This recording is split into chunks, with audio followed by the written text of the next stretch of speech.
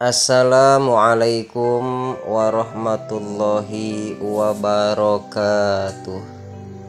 Sejarah Sunan Bonang. Tahukah Anda tentang salah satu anggota Wali Songo yang satu ini? Sunan Bonang adalah salah satu dari Wali Songo yang banyak dibahas dan juga diteladani kisah-kisahnya. Beliau terkenal dengan kehebatan tongkatnya yang mampu mengubah pohon aren menjadi pohon emas. Sangat menakjubkan, bukan? Sunan yang memiliki nama asli Raden Maulana Makdum Ibrahim ini terkenal dengan penyampaian dakwahnya melalui seni gamelan, yakni bonang. Ada banyak sekali hal yang harus Anda ketahui tentang wali yang satu ini. Apa sajakah itu? Anda akan segera menemukan jawabannya jika mendengarkan kisah ini sampai habis. Biografi singkat Sunan Bonang. Sebelum mengetahui kisah, sejarah, dan juga letak makam daripada Sunan Bonang, ada beberapa hal mendasar terkait informasi pribadi yang dimiliki oleh Sunan Bonang yang harus Anda ketahui terlebih dahulu.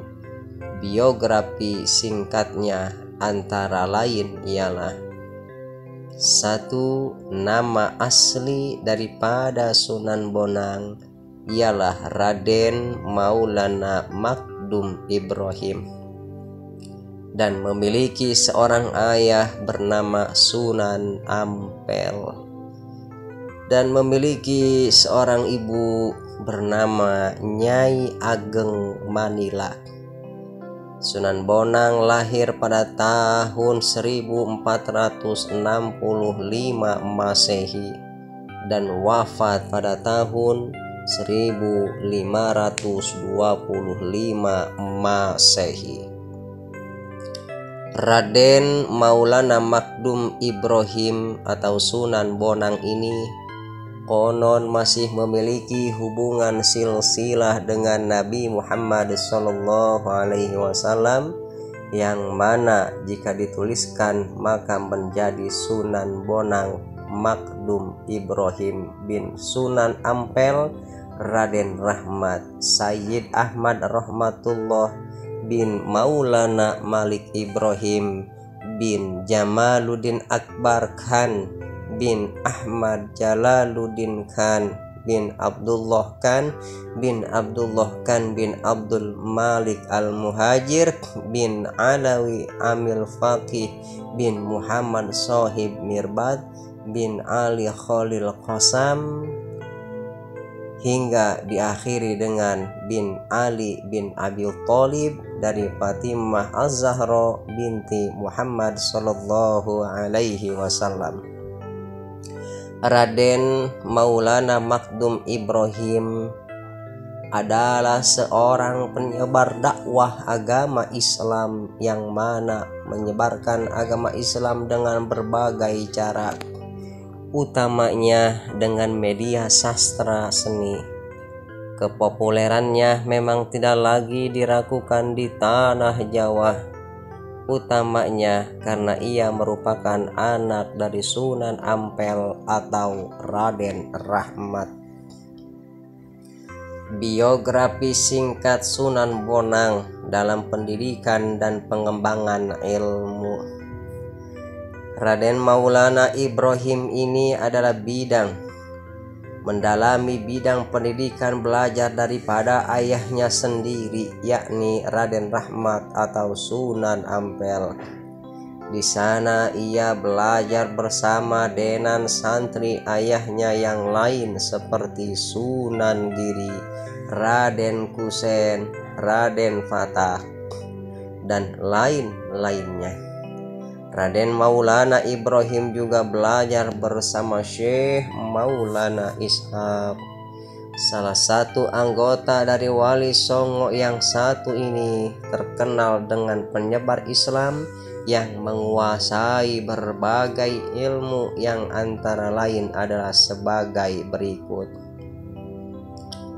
Pertama, ilmu tasawuf. Kedua, ilmu fikih. Tiga, ilmu usuluddin. Kemudian ilmu seni, ilmu sastra, ilmu arsitektur, ilmu silat, dan ilmu lain-lainnya. Selain itu, Raden Maulana Makdum Ibrahim juga terkenal dengan kepandaiannya untuk menemukan sumber air di tempat yang dianggap sulit untuk menemukan air. Salah satu karya yang menggambarkan bagaimana kehebatan yang dimiliki adalah Babadaha Kediri, yang menceritakan bagaimana hebatnya ia dalam mengubah aliran sungai berantas untuk media dakwah. Karya-karya Raden Maulana Ibrahim. Sebagai seorang cendekiawan, Sunan Bonang juga menciptakan berbagai karya-karya. Karya tersebut tentunya menjadi bukti dan dapat menjadi media pembelajaran dari waktu ke waktu. Karya yang dibuat oleh Raden Maulana Ibrahim antara lain adalah sebagai berikut. 1. Pengubahan karta sastra yang berbentuk suluk atau tembang tamthil, suluk wajil, Tambo Ati. 2. Het Boek van Bonang, buku yang diperkirakan dibuat bersamanya dengan ilmuwan Belanda. 3. Kitab Tanbihul Ghafilin, kitab tasawuf setebal 234 halaman. 4. Menambahkan instrumen bonang pada gamelan Jawa. 5. Pembuatan tembang berjudul Tombo Ati. 6. Masih banyak lagi. Karya-karya tersebut tidak lekang oleh waktu, bahkan salah satu lagu buatannya, yakni lagu yang berjudul Tamba Ati, ini terus-terusan diperdengarkan baik sebagai hiburan maupun sebagai tembang untuk media berdakwah. Ilmu yang dimiliki oleh Raden Maulana Makdum Ibrahim atau Sunan Bonang. Sebagai seorang sunan, beliau memiliki ilmu yang dikuasainya tidak hanya disegani di seluruh pulau Jawa saja, tetapi juga kepandaiannya mampu membuat semua orang semakin segan. Sunan yang satu ini terkenal dengan ilmunya yang dikuasai antara lain tasawuf, usuluddin, sastra, dan juga karomah yang dimilikinya. Beliau juga mengajarkan muridnya berbagai penekanan ilmu tentang sholat dan juga zikir. Yang perlu Anda ketahui juga, beliau juga amat populer dengan penguasaan ilmu kebatinan yang dimilikinya.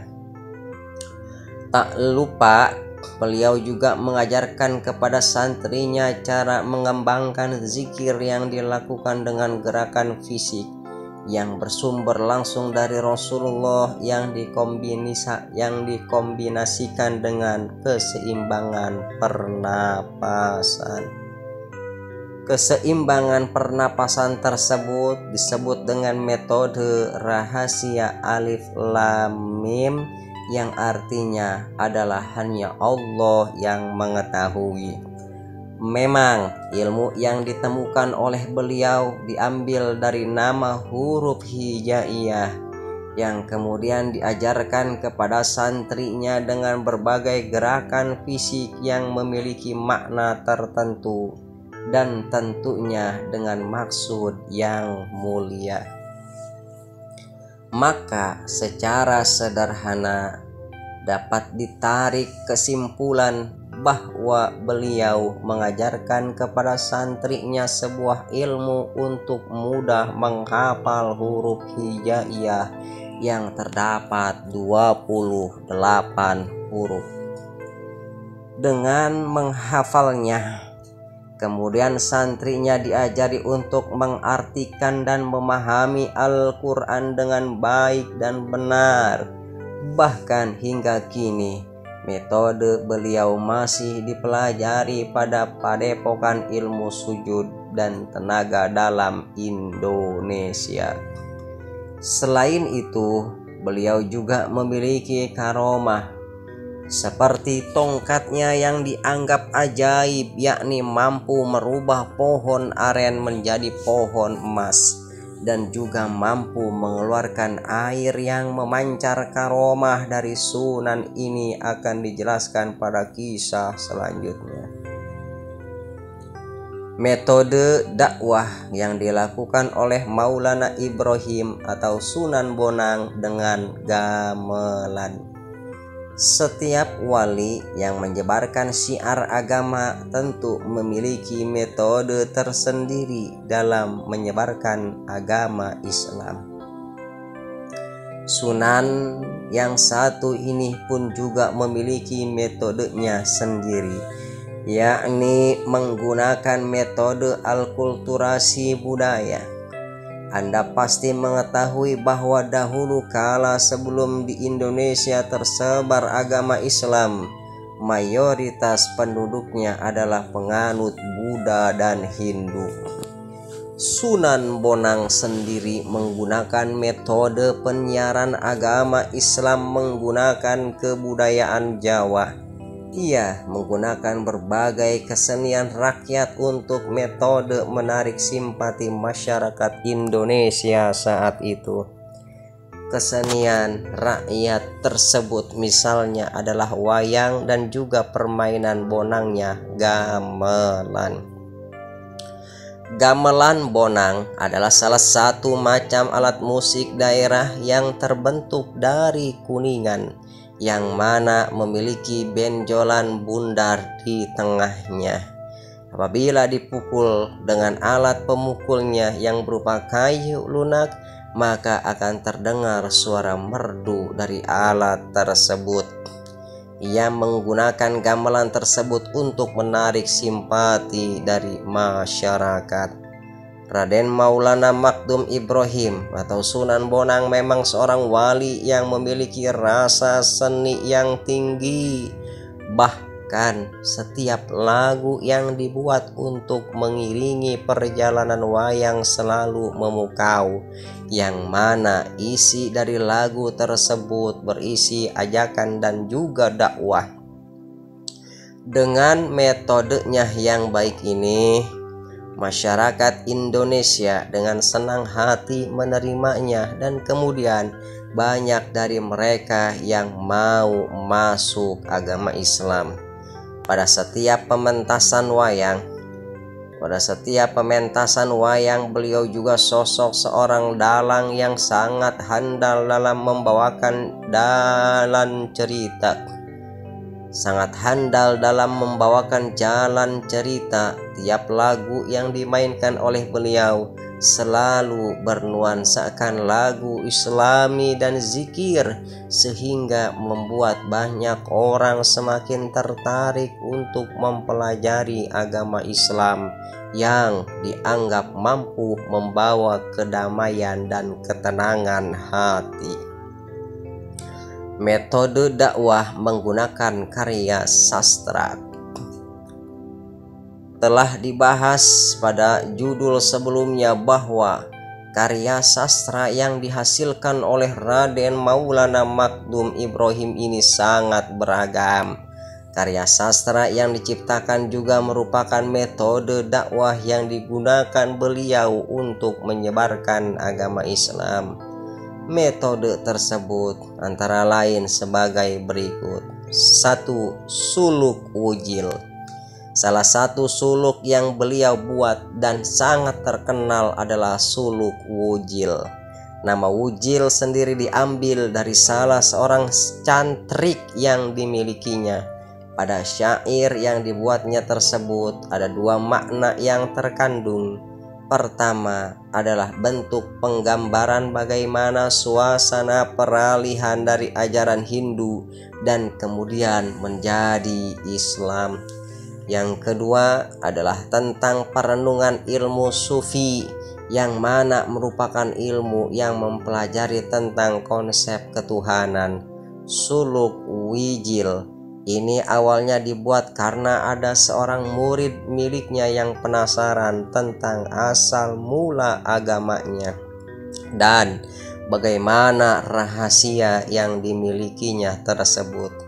Terdapat makna yang tersirat di suluk ini, yakni tentang mengenal diri sendiri dan lain sebagainya. 2. Suluk bentur atau suluk gentur. Suluk yang satu ini berisi tentang jalan yang harus dilalui untuk bisa mencapai tingkat paling tinggi dari seorang ahli sufi. Syair tersebut ditulis pada suatu tembang wiranggrong yang mana sangat panjang.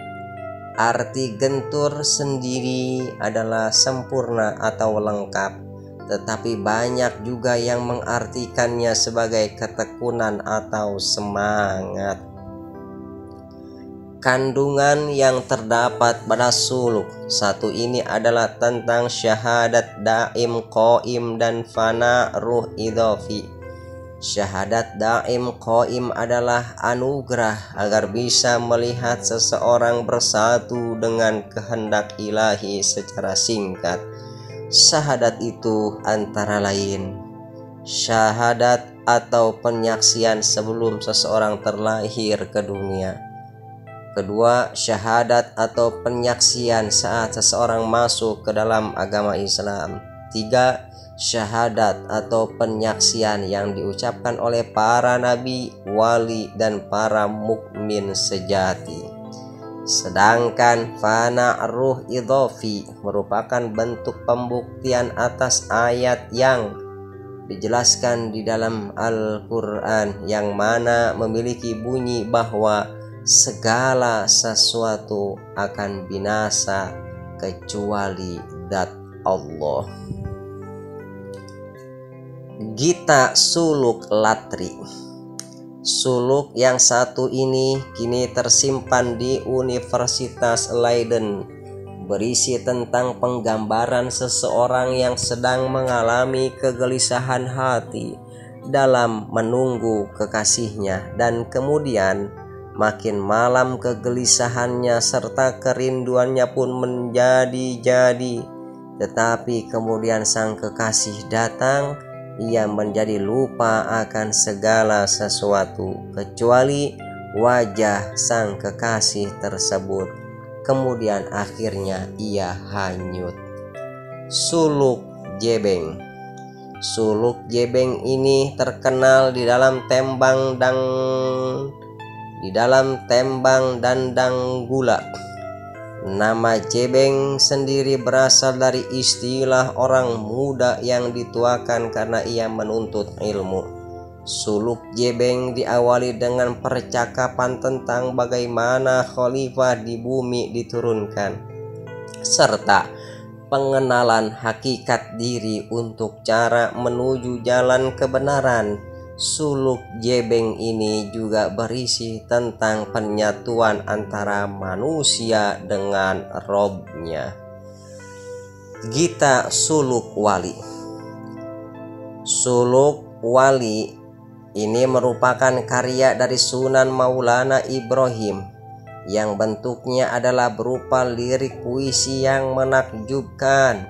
Pada isi syairnya ada penjelasan bahwa hati yang dimiliki oleh seseorang yang sedang dalam perasaan cinta itu ibarat hanyut dalam pasang air laut dan terbakar api hingga hangus. Pada akhir bait dituliskan qalbu al-mu'min bait Allah. Kisah Kasunan Bonang yang bertemu dengan Nabi Khidir. Raden Ibrahim diutus oleh ayahandanya untuk pergi mengembara pada sebuah gunung. Ada wasiat yang diberikan oleh ayahnya, yakni beliau tidak diperkenankan untuk berhenti hingga benar-benar sampai di hutan yang disebut dengan Alas Kemuning. Dikisahkan dalam pengembaraan tersebut, ia tidak makan maupun minum hingga ia bertemu dengan Nabi Khidir alaihi salam. Kemudian Nabi Khidir meminta Sunan untuk melanjutkan perjalanannya pada Alas Kemuning. Setelah 4 hari melanjutkan pengembaraan, Nabi Khidir kemudian menemui Sunan dan memberitahukan bahwa hutan itulah yang dinamakan Alas Kemuning. Kemudian beliau diminta untuk menetap dan juga bertapa pada sebuah batu. Batu yang dibuat Sunan untuk bertapa tadi dikenal dengan istilah pasujudan, yakni tempat Sunan tersebut sujud kepada Allah Subhanahu wa Ta'ala. Kisah Raden Ibrahim mendapat gelar Kangjeng Sunan dari guru mursyid. Pada usianya yang menginjak 30 tahun, akhirnya beliau mendapatkan pangkat yang terpuji dari guru mursyid. Gelar tersebut ialah Kangjeng Sunan Bonang. Kemudian dikisahkan bahwa beliau memiliki seorang santri yang dapat dilihat oleh masyarakat awam, yakni Ki Nagur. Hal ini dikarenakan bahwa dikisahkan banyak sekali santrinya yang tidak kasat mata. Kisah Brahmana yang menentang kesaktian Sunan Bonang. Pada zaman persebaran Hindu-Buddha di Indonesia masih menjadi kalangan mayoritas. Terdapat seorang Brahmana dari India yang bernama Sakyakirti. Sakyakirti ini rela menyeberangi lautan untuk ke Pulau Jawa demi menemui beliau.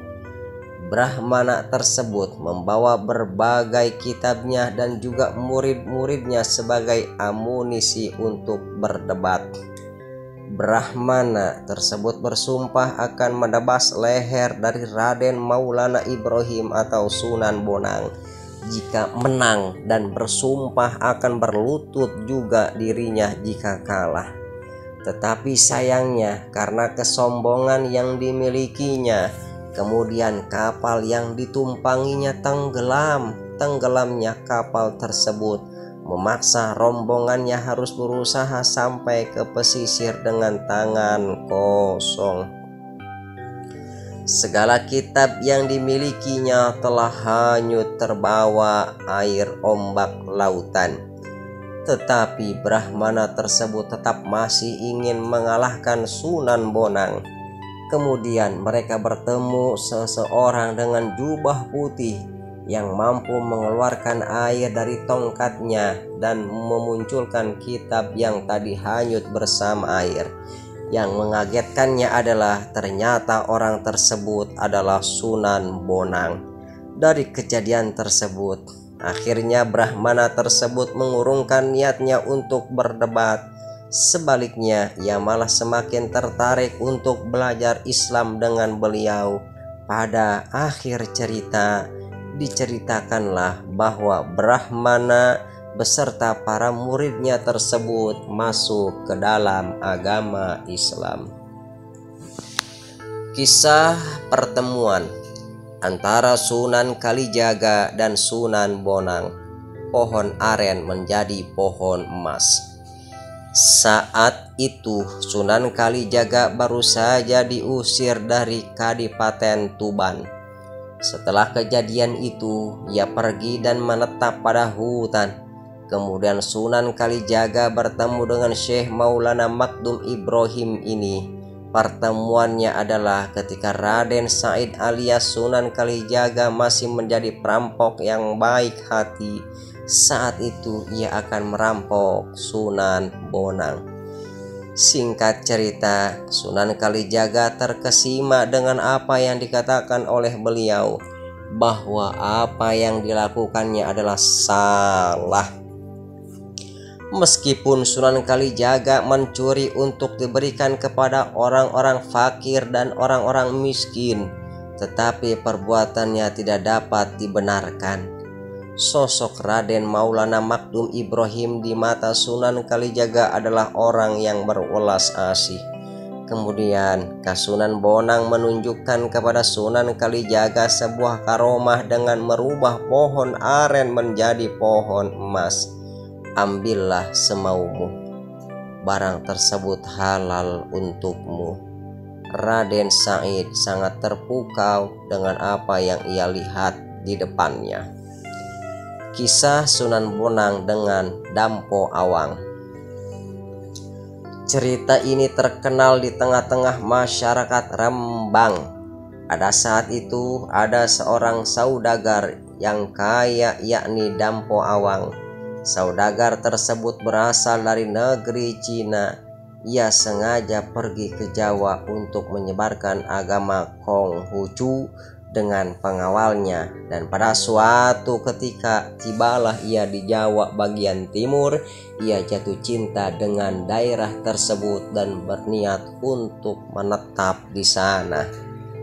Awal mula cerita, di daerah tersebut saudagar tadi bertemu dengan Raden Maulana Makdum Ibrahim, tetapi sikap yang ditunjukkan Dampo Awang kurang baik karena merasa bahwa Sunan tersebut adalah saingannya dalam penyebaran agama. Sehingga Dampo Awang mengirimkan pasukannya untuk mengalahkan Sunan Bonang.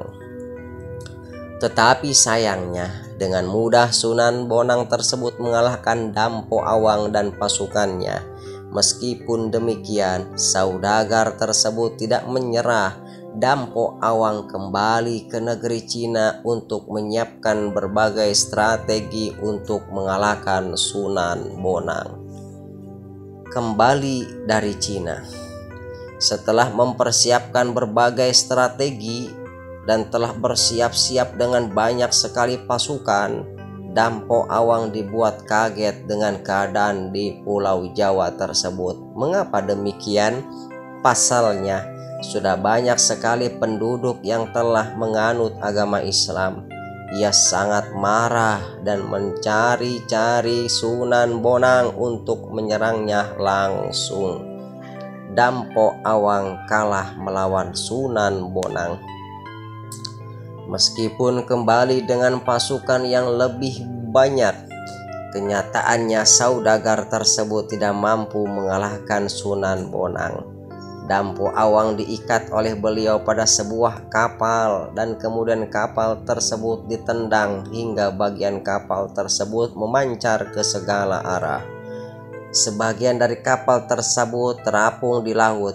Oleh saudagar tersebut, serpihan kapal yang terapung tadi disebut karem, sedangkan Sunan menyebutnya kemambang. Itulah mengapa akhirnya masyarakat Rembang mengatakan bahwa Rembang berasal dari dua kata tersebut.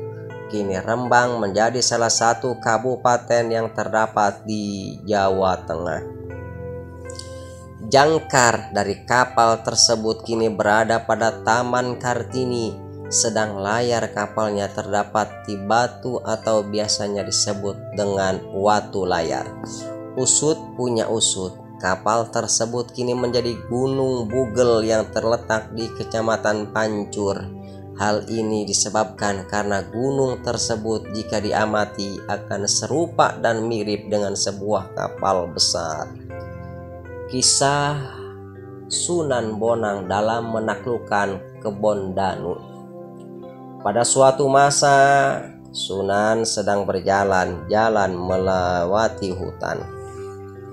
Pada perjalanannya melintas hutan tersebut, ia dikagetkan dengan dihadang oleh kelompok perampok yang dipimpin oleh Kebon Danu. Saat ia dihadang oleh sekawan perampok tadi, ia tetap tenang dan memperdendangkan tembang serta gending drama dan juga macapat. Ajaibnya, Kebon Danu dan juga anak buahnya tiba-tiba kaku, tidak dapat bergerak. Tangan dan kakinya seolah mati rasa dan tidak dapat digerakkan sama sekali. Karena panik dengan keadaan tubuhnya yang seperti itu, mereka tidak dapat berbuat lain selain meminta maaf dan meminta tolong kepada Raden Maulana Ibrahim atau Sunan Bonang. Ampun, tolong, mohon hentikan menyanyikan lagu berserta gamelan itu. Kami tidak kuat, mohon, mereka kepada Sunan Bonang. Mendengar rintihan kesaktian dan ketakutan yang dilakukan oleh Kebon Danu dan juga kawanannya, akhirnya Sunan Bonang menghentikan suara gamelan dan juga tambangnya. Para perampok tersebut sangat takjub dan merasa heran dengan kehebatan yang dilakukan Sunan Bonang. Setelah kejadian itu, Sunan Bonang meminta Kebon Danu dan teman-temannya untuk bertaubat. Akhirnya mereka semua kemudian masuk ke dalam agama Islam dan menjadi pengikut setia Sunan Bonang. Letak makam asli dari Raden Maulana Makdum Ibrahim atau Sunan Bonang selama ini masih menjadi perdebatan di mana sebenarnya letak makam dari Sunan ini. Ada banyak yang mengatakan bahwa makamnya terletak di daerah Tuban, Jawa Timur. Bukan hanya di Tuban, ada pula yang menyatakan bahwa makam beliau berada di Rembang dan juga di Bawean. Jika menurut seorang pakar ilmu spiritual yang bernama Kang Mas Rukhan, ia mengatakan bahwa sebagai berikut tentang makam yang sebenarnya dari Kasunan Bonang ini masih terus menjadi perdebatan. Mengapa demikian? Hal ini dikarenakan memang semua tempat tersebut kenyataannya pernah disinggahi oleh beliau, diyakini memang akan membawa berkah. Nah, untuk semua pusara Sunan tersebut yang dianggap suci memang benar-benar ada. Mereka berdoa berharap mendapatkan keberkahan saat berziarah. Desa Bonang yang dianggap sebagai makam Sunan yang asli. Desa Bonang merupakan tempat ziarah yang mana juga merayakan berbagai hari penting untuk kemudian peringatan sebagai peringatan wafatnya Kasunan Bonang. Ada berbagai peninggalan atau petilasan beliau yang dapat dilihat dan dikunjungi di daerah tersebut. Hal ini benar adanya karena memang beliau pernah singgah di sini.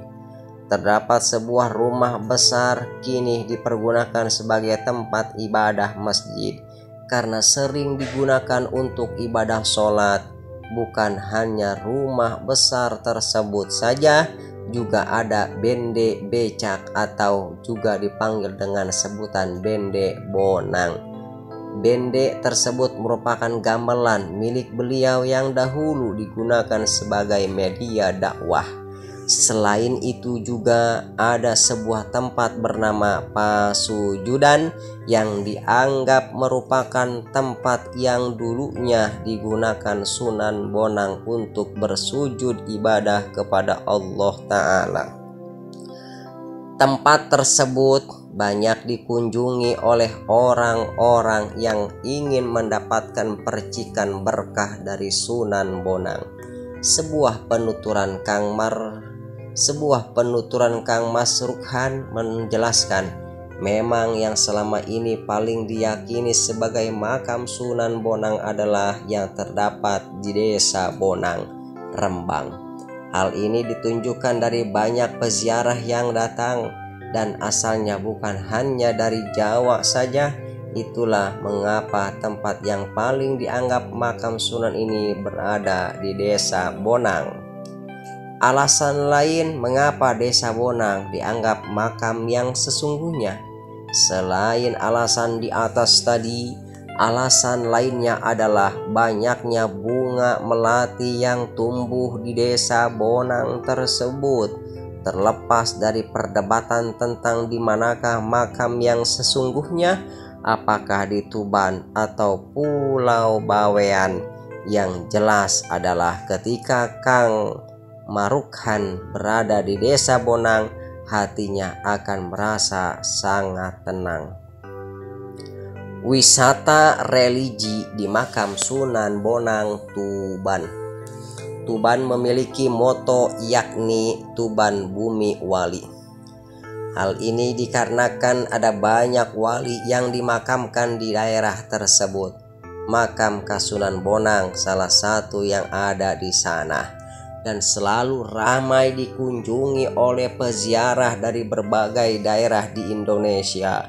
Makamnya terletak pada tengah-tengah kota Tuban yang mana berlokasi di barat alun-alun Tuban. Tepatnya, makam tersebut terletak di belakang Masjid Agung Tuban. Lokasi tepatnya makam ini adalah berada di Jalan Kiai Haji Musta'in, Kuterojo, Kecamatan Tuban, Kabupaten Tuban, Jawa Timur. Jika Anda masih berada di lingkup Jawa, mungkin menggunakan bis dapat menjadi alternatif terbaik untuk datang ke situ. Ziarah makam ini dibuka selama 24 jam non-stop, sehingga Anda dapat memiliki waktu kapanpun untuk datang ke tempat ini. Untuk menjangkau makamnya cukup mudah. Bagi Anda yang ke sana menaiki bis untuk datang ke lokasi makam, Anda dapat memarkirkannya dan menjangkau makam menggunakan beca. Apabila Anda naik mobil, motor, atau mungkin elf, Anda dapat langsung memarkirkan di sekitaran alun-alun. Jika Anda datang untuk berwisata religi di makam ini, maka Anda akan menemukan berbagai penjual oleh-oleh, makanan, parfum, dan juga minuman, sehingga Anda tidak perlu takut jika ingin membawakan buah tangan bagi keluarga dan saudara Anda di rumah. Hingga kini, makam Raden Maulana Makdum Ibrahim masih sering dikunjungi. Tidak hanya itu, kisahnya masih juga terus dikenang dan diceritakan sebagai pembelajaran bagi kita semua. Peninggalannya, baik berupa petilasan maupun karya sastranya, masih juga dipelajari dan dikunjungi hingga saat ini. Sekarang, Anda telah mengetahui bagaimana cara dakwah yang dilakukan Sunan Bonang, sejarah Sunan Bonang, biografi Sunan Bonang. Semoga Anda dapat meneladani kisah Sunan Bonang tersebut. Wassalamualaikum warahmatullahi wabarakatuh.